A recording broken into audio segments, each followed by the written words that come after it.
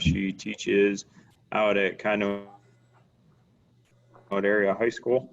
Been there about 5 years, and she's part of the PA SAE for All task force, and she's going to try to answer some questions for us today and present some information that they've been working on here over the last year. So Laura, whenever you're ready, can go ahead. Great, thank you. Can everyone hear me, and can everyone see my screen okay?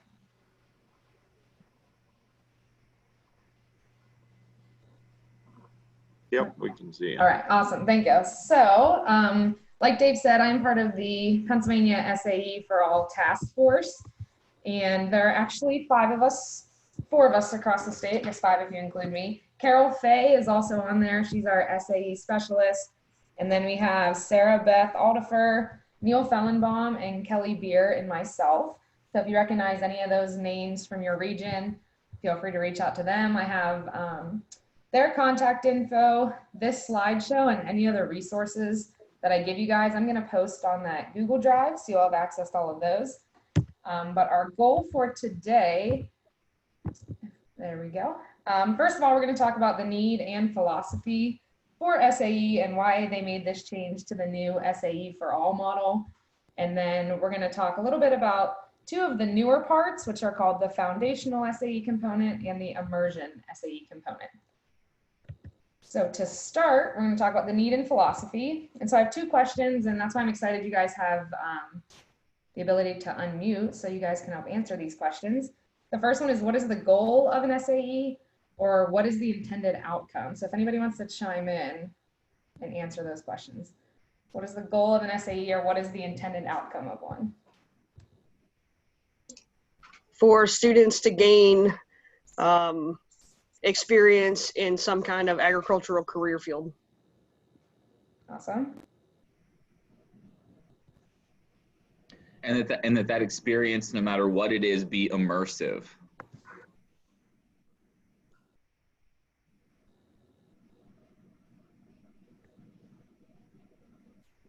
Anybody else? All right, so when the SAE task force kind of got together, we were given some curriculum and everything from the council, and these are 4 of the things that they came up with as intended outcomes of an SAE. So the first one, as much as we all hate to say, one of the outcomes of SAE is awards and recognition. It very much is a large part of it. And then a legacy SAE, that would be something, so in my case, my older siblings showed sheep and pigs, and so I was just destined to show sheep and pigs. Or maybe you have 2 older cousins, they raise beef cattle, that's what your SAE is going to be. You don't really have an option, that you just kind of fall right into it. Record keeping skills, and then also application of learned skills. And so what I want you guys to do now is think about, what are some positives and what are some negatives of each of these outcomes? So what are some positives and negatives of the awards and recognition side, or positive and negatives of record keeping?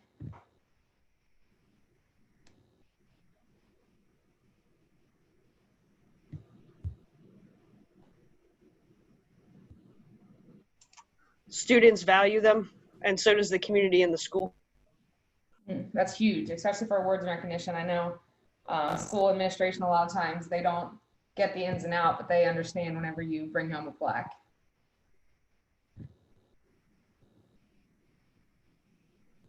I think a positive of the record keeping outcome is that it ties back to all of our agribusiness tasks and learning standards. And the disadvantage of that is it's, of course, tedious.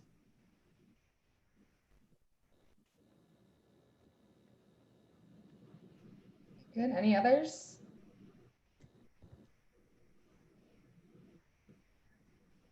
So ideally, if we were in person, I would have these 4 things up on a flip chart, and we'd all write on our Post-it notes and stick them up there and talk about positives and negatives.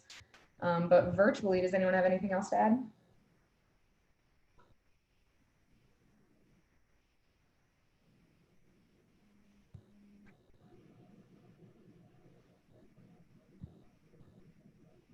Right, well, I will go ahead and give you some of the ones that we came up with. So awards and recognition of positives, a lot of times students are very motivated by their competitive nature. They're motivated, so they want to work harder to get those awards and recognitions.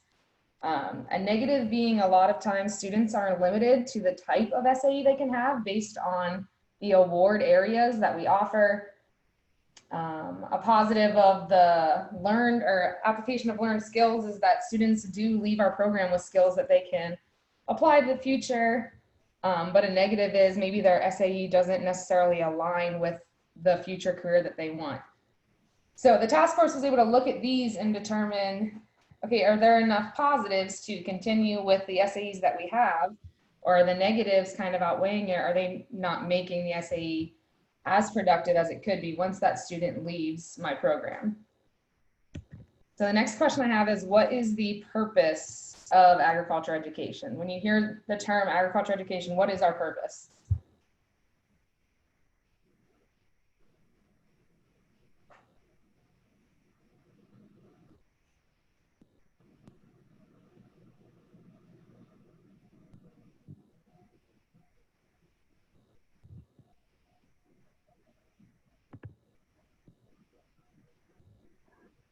So I see in the chat box, Carol Faye said ag literacy. Was that the answer to the question I just asked? I just now got my chat box open. Anyone else have an answer? What is the purpose of ag education? Carol also commented career skill development. Career skill development, awesome.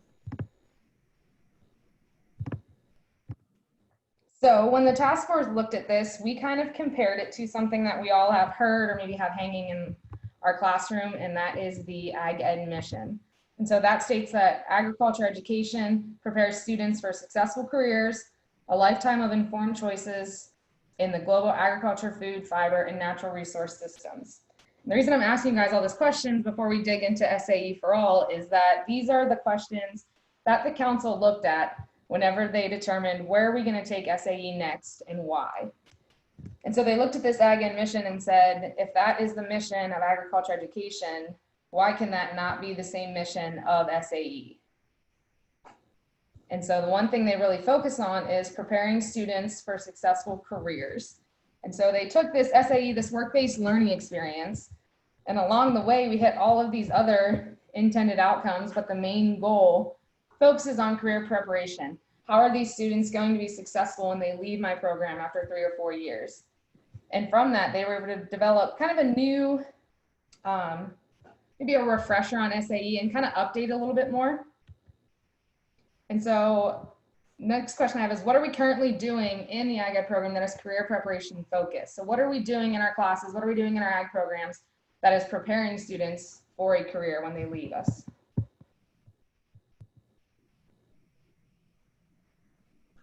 Having career speakers. Yeah, career speakers, having people come in, or even taking our students out to see careers. I know that's going to be a lot harder coming up with everything going on, but having people come in to speak, or even taking our students out into different careers. Anything else? Teaching career skills, like actual actions that they might use in the professions. Yeah, awesome.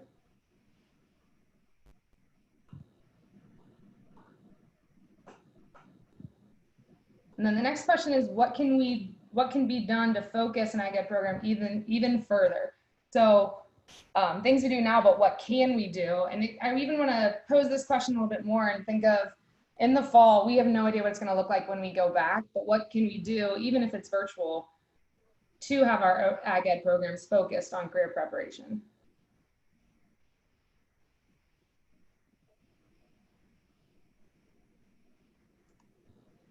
Utilize your Ag Advisory Board.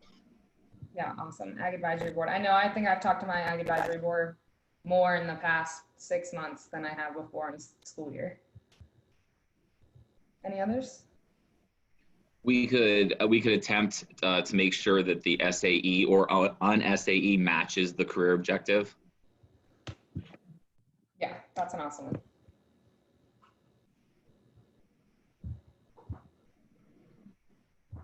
And then my last question before we dig into really what is SAE for All is, what barriers might inhibit a meaningful educational and career readying experience?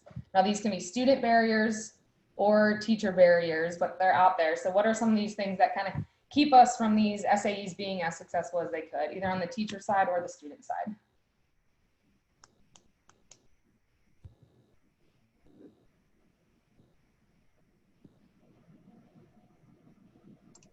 Student accessibility. Student accessibility. I know we talked a little bit about, with all of this virtual learning, student access to even quality internet access, or I know at my school our students have Chromebooks, but they have no video camera access, so we can Zoom, but there's no video, it's just all voices. What else? I know one barrier on my side is time. I don't have all the time in the world that I wish I had to spend on SAE. Administrative support, like having them see the value and the buy into it, as well as parent support to support the kids and encourage participation. Especially students that are just entering your program. I know I get that a lot whenever setting up SAE visits. It's not common for your teacher to want to come out and visit your animals or come out to your house and as part of your school. I think sometimes with the time aspect, the balance between like how much time that extra time do you spend on FFA, how much extra that time do you spend on SAE, and trying to find a balance there. Yeah, absolutely. I think sometimes there's a stigma around SAE. Kids think that if they don't want to work on a farm or raise animals, then they just shouldn't do an SAE. So just trying to help them see that it's so much more than that, and there's a lot more opportunity. Yeah, that one's huge, I think.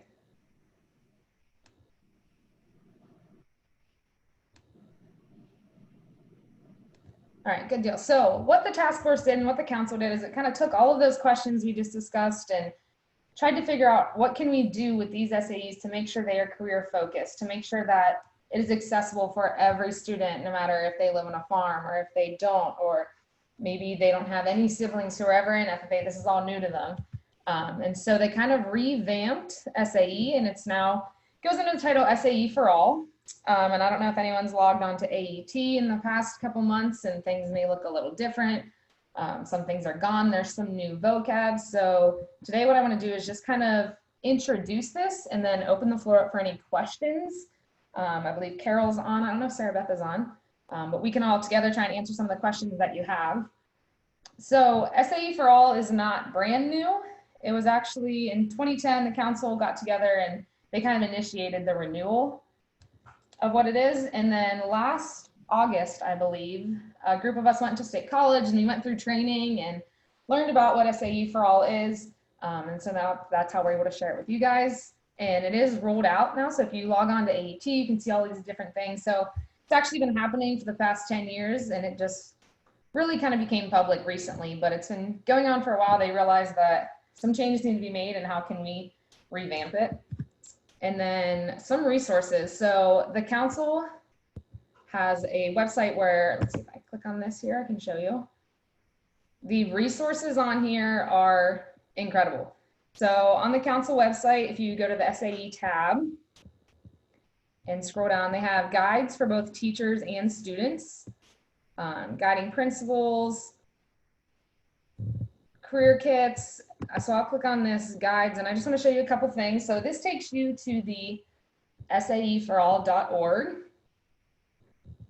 And when we go down here, you can learn more about SAE. You can log in as an educator or as a student. So if we click on educator, we're going to dig into this more later, but I just want to show you all of these different PDFs they have. So there's the complete teacher edition, student edition, and then as you scroll down even further, it breaks it down even more. So all these different levels, and then we get to these immersion SAEs. So there is a lot of awesome stuff there. I encourage you guys to kind of dig into that, and I'll post this link on the Google Drive, but saeforall.org has all of these awesome resources that you guys can check out. And so one of my last questions I have is, what is supervised agricultural experience? If you had to give a brief definition of what SAE is, what would you say?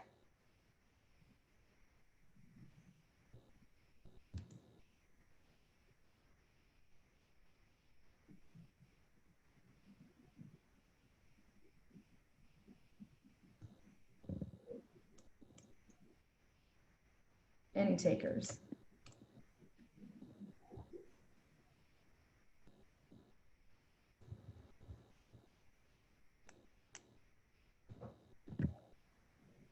So this is the definition that the council came up with. It's kind of renewed, but it's very similar to the definition that we've seen forever, but they define supervised agriculture experience as a student-led, instructor-supervised, work-based learning experience that results in measurable outcomes within a predefined, agreed-upon set of agriculture, food, and natural resource technical standards and career-ready practices aligned to a career plan of study.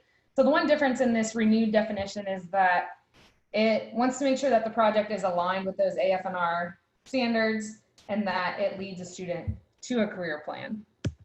And so this is the new pathway that they have come out with. And you notice the student starts here and then they launch a foundational SAE, go through that, and then they choose an immersion SAE. And then from there, they are college and career ready. So are there any words on this that stick out to you that maybe are not familiar?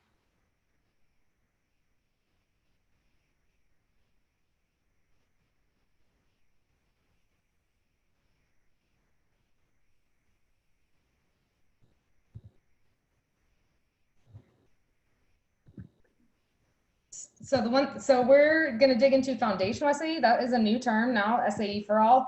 A lot of us remember the term exploratory. That doesn't really exist anymore. We begin with foundational SAE, and then from there, they're able to go into an immersion SAE, where these things kind of look more familiar to us: the placement, entrepreneurship, research, all of that. So we're going to start with this foundational SAE, and these are just 3 examples of students. So we have Tori on the left, and I think we all have students like Tori. A graduating senior, has taken agriculture education classes every semester. So that's one of our really active kids. We see them in our class every year. And then there's students like this one in the middle, Isaac. So he took an ag class at the beginning, took some semesters off, and now he's in environmental science.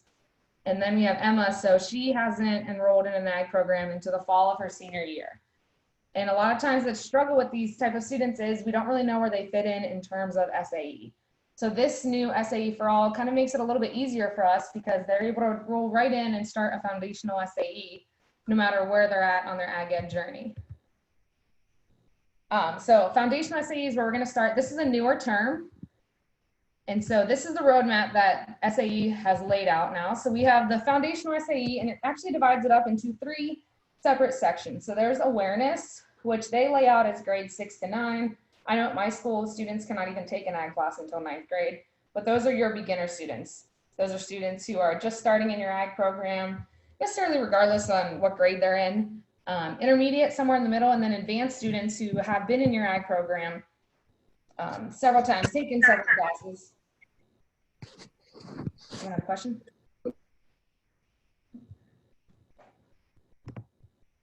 And within this foundational SAE, they lay out 5 different things that need to happen. So the goal for foundational SAE is that every student is going to start there, regardless of where they're at on their ag ed journey. Every student should have a foundational SAE, and it should last beyond their first year. It's not necessarily a 2-month-long process. It's going to continue throughout their entire time in SAE.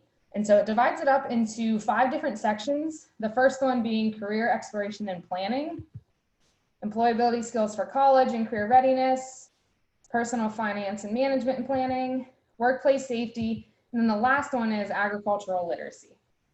So they're laying it out as every student should begin a foundational SAE, and I did this for the first time with my students this year.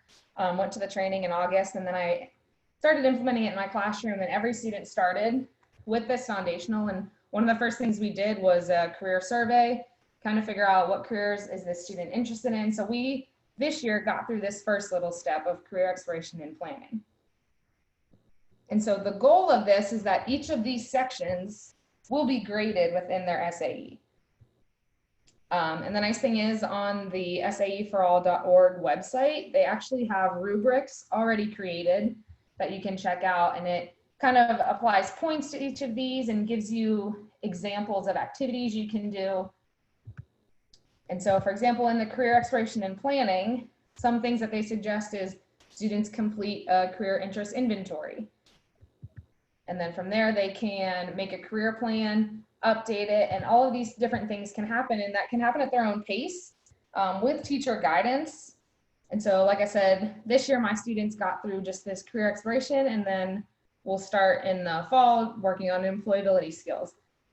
And we'll continue to work through each of these while they're completing their foundational SAE throughout their time in the Ag Ed program.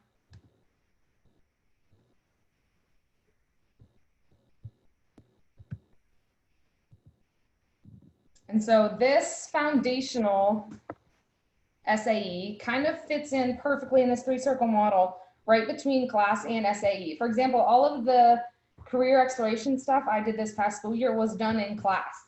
And that was kind of hard for me because sometimes I have a hard time teaching SAE and all of that in my class. But it's okay. The 3-circle model makes sense for that reason. So this foundational fits perfectly right there in that section between class and SAE. So does anyone have any ideas? Just hearing this, maybe you've heard it before, maybe this is your first time hearing it. When you look at these 5 elements of a foundational SAE, can you think of any activities or any lessons that fit well within these 5 different elements? So for example, the career exploration, we talked about maybe doing a career interest survey. But looking at those 5 elements, does anyone want to throw out any ideas they have of how they can teach that, how they can include that in their classroom? One thing I think that always really surprises students when you're talking about personal financial management is just asking them, how much do you think you need to make when you grow up? Especially when you're working with 8th or 9th graders. Some of the answers are pretty funny.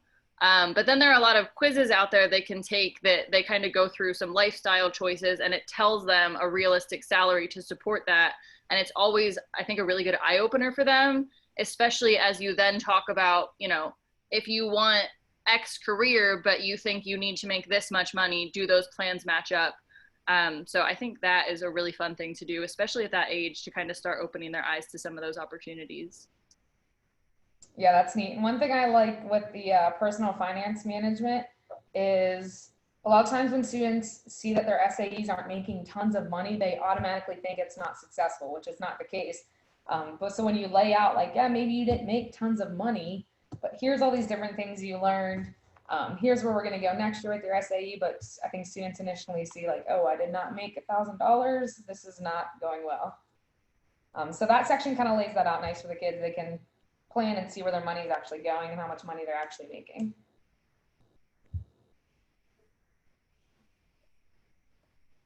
Any other ideas on how we can teach or learn about these 5 elements in class?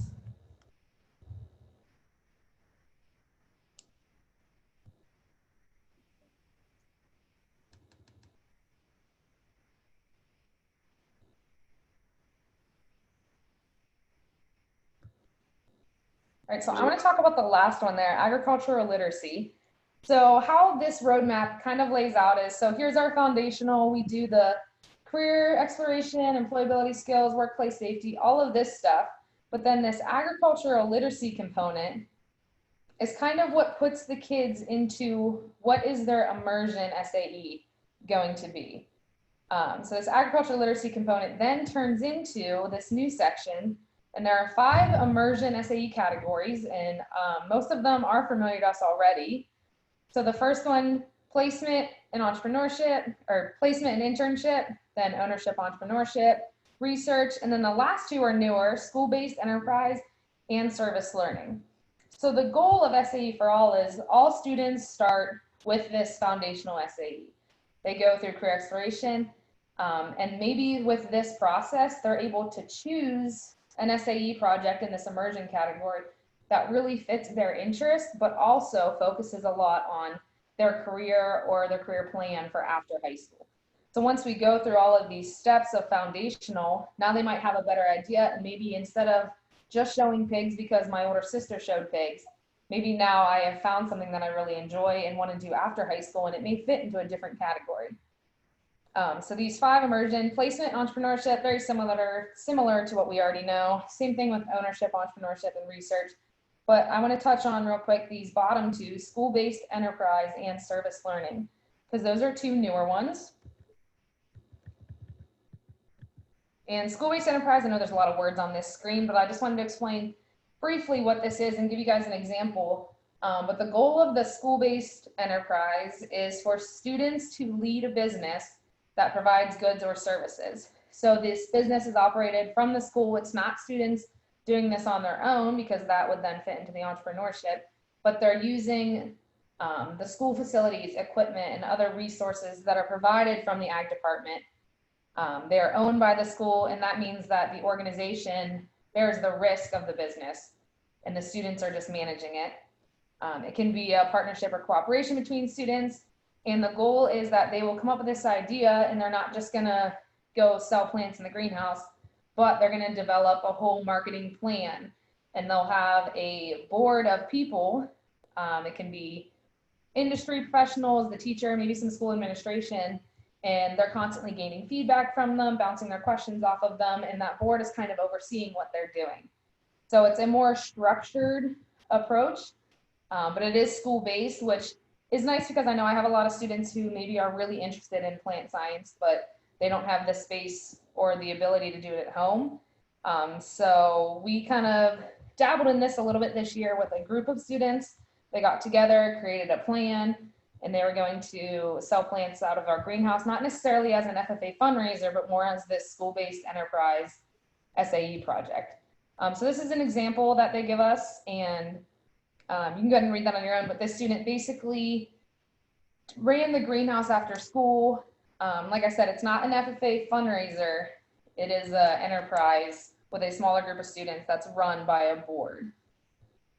Do you have any questions on that? I don't know, Carol, if you want to add anything to that, if you've seen any in action so far this year.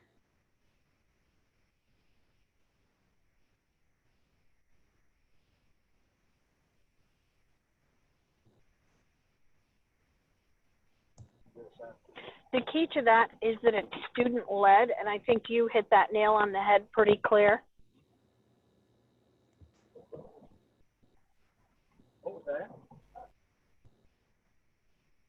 And so then the other one that's kind of new is this service learning.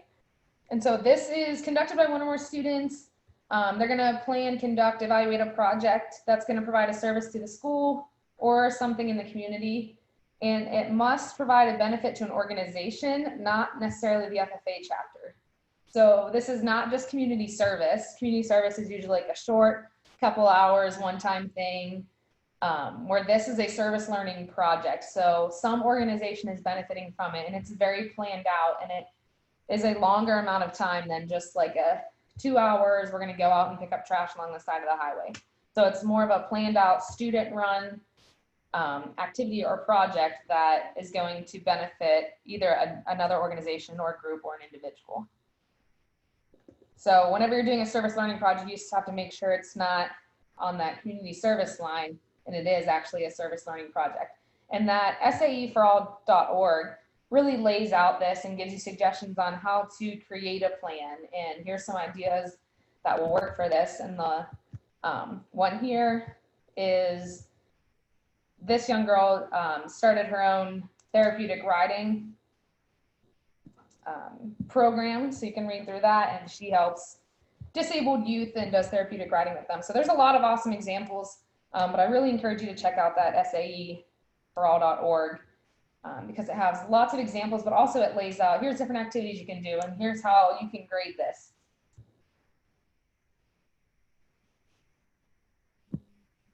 Okay, any questions on the service learning one?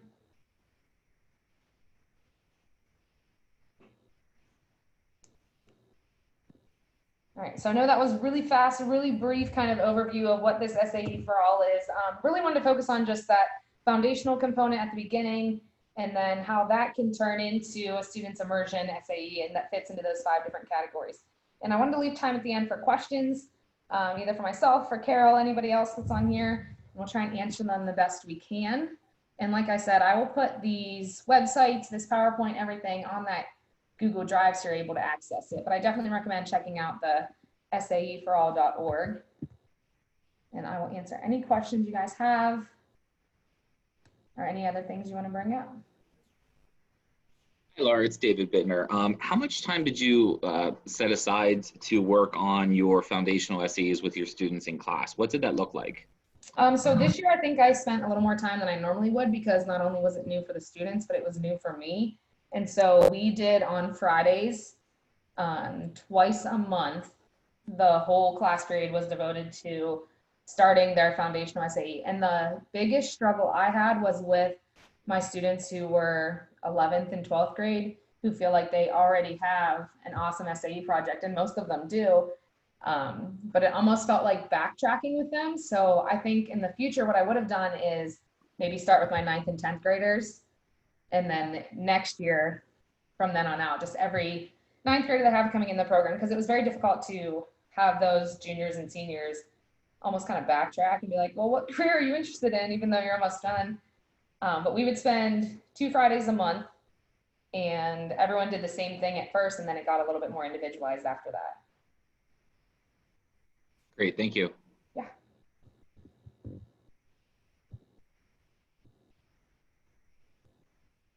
Any other questions or comments?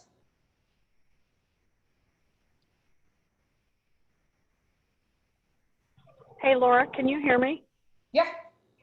Next week, I think it might be July 16th, we're going to do a session through the center on unique SAE project ideas.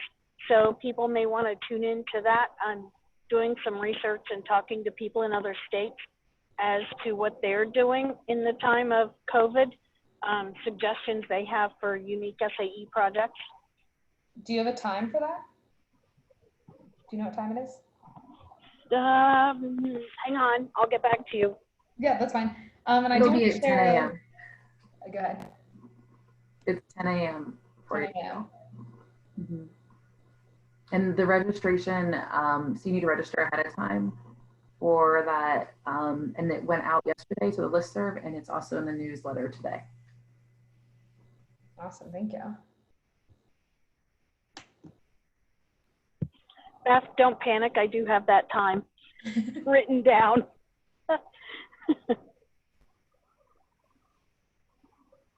And I do want to share real quick something that Carol had sent me in an email, just a statement that I thought kind of resonated with me a little bit, but it just says, just remember that not every SAE has to be amazing and award worthy. It just has to meet the kids' goals and your expectation that they continue learning outside the classroom.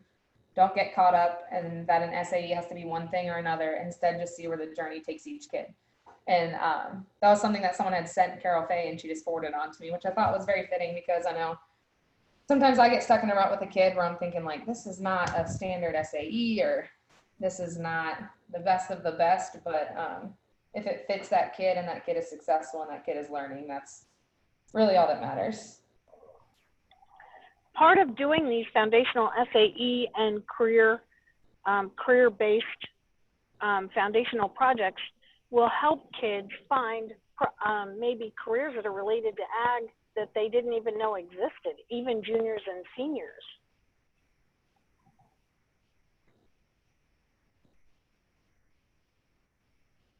And the foundational component of it is kind of weird at first, but I know just in this past year, I have had students that start their own immersion SAE that I don't think they ever would have thought of if they hadn't gone through the foundational part, and we're not even the whole way through it yet, but kind of looking at, here's some different SAEs, or here's how you can make your SAE more effective to what you're going to do after high school. So the career focus of it is really interesting, and I know my administration, when they hear that career focused or career goals, like they love that. Another thing to keep in mind with your foundational SAE projects is that it needs to be supervised in some way by you and graded. If it's graded, it's going to make it more real and keep the kids accountable. And I will pull up, find my mouse. On this SAE for all, I'm just going to pick one here. We'll do the immersion SAE for research. And if we download this guide,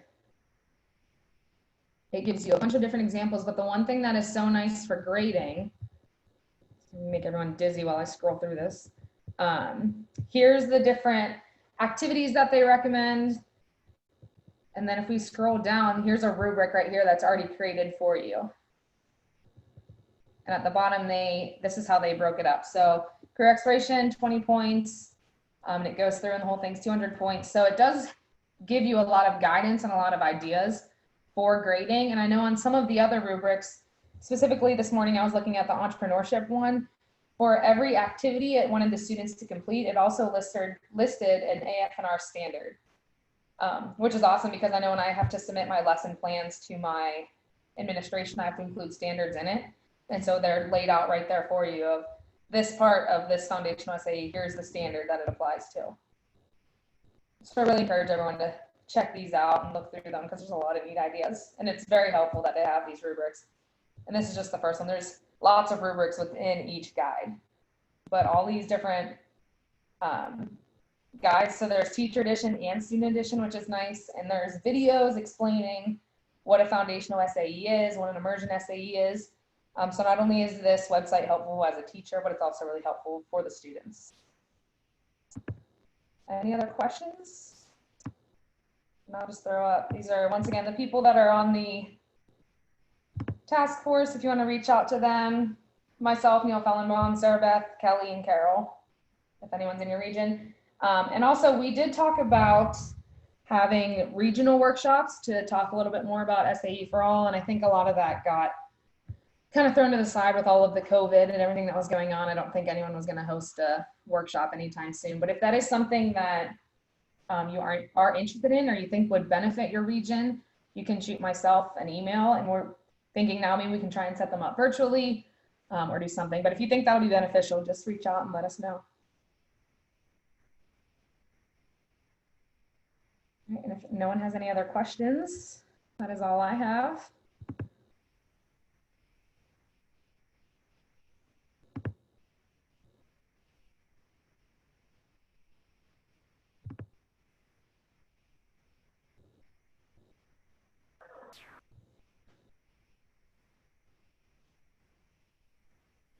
Thanks, Laura. That was a great job. If anybody needs help with anything related to SAE, drop me an email or give me a call.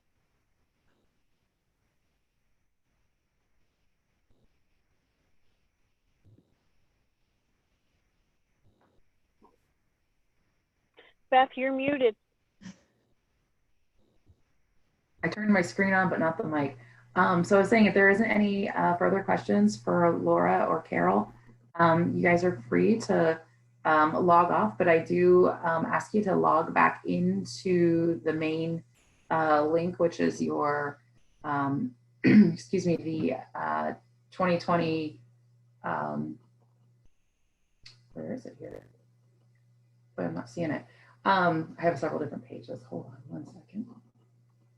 Yes, log back into the 2020 summer PWA link just to see any last minute announcements or to do the virtual coffee hour. If you don't log back in, I would encourage you in the morning to log on a little bit earlier. It'll help us get you into the chat rooms for the second session of committee meetings. So I'm gonna stop recording now.